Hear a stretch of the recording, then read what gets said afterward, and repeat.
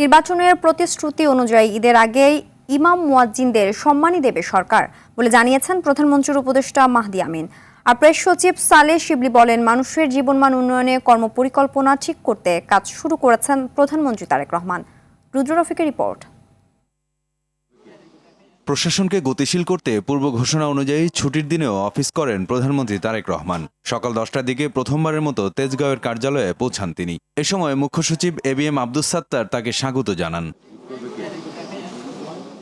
কার্যালয়ে প্রবেশের আগেই সাবেক প্রধানমন্ত্রী বেগম খালেদা জিয়া সরকারের সময় দায়িত্ব পালনকারী কর্মকর্তা কর্মচারীদের সঙ্গে কুশল বিনিময় করেন প্রধানমন্ত্রী। পরে একটি স্বর্ণচাপা ফুলের চারা রোপণ করে মহান সৃষ্টিকর্তার দরবারে শুকরিয়া আদায় করেন।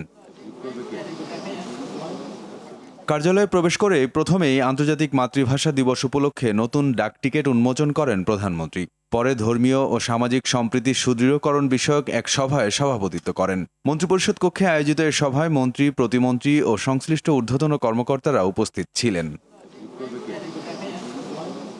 প্রধানমন্ত্রী সারাদিনের কর্মসূচি নিয়ে কার্যালয়ের 4 নম্বর গেটে ব্রিফ করেন প্রেস সচিব সালেহ শিবলি। তিনি জানান, জনগণের জীবনমান উন্নয়নে করণীয় ঠিক করতে সংশ্লিষ্টদের সঙ্গে বৈঠক করেছেন প্রধানমন্ত্রী।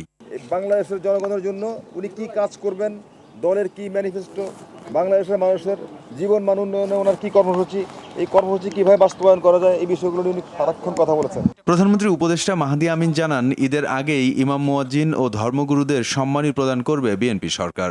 বিভিন্ন মসজিদের সম্মানিত খতিব সাহেব, সম্মানিত ইমাম সাহেব এবং সম্মানিত মুয়াজ্জিন সাহেব সহ অন্যান্য ধর্মের যারা রয়েছেন সেসব ধর্মগুরুদের জন্য আমাদের একটা প্রতিশ্রুতি ছিল যে মাসিক সম্মানী এবং উৎসব ভাতা প্রদান করা হবে, এবং মাননীয় প্রধানমন্ত্রীর নির্দেশে একটি সিদ্ধান্ত গৃহীত হয়েছে এই ঈদের আগেই আমরা সম্মানী প্রদান করব ইনশাআল্লাহ।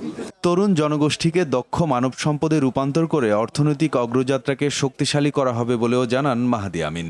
জনশক্তিকে আরও দক্ষ এবং যোগ্য করে বিদেশে পাঠাতে পারবো, এগুলি নিয়ে বিস্তারিত আলোচনা হয়েছে। রুদ্র রফিক, RTV, ঢাকা।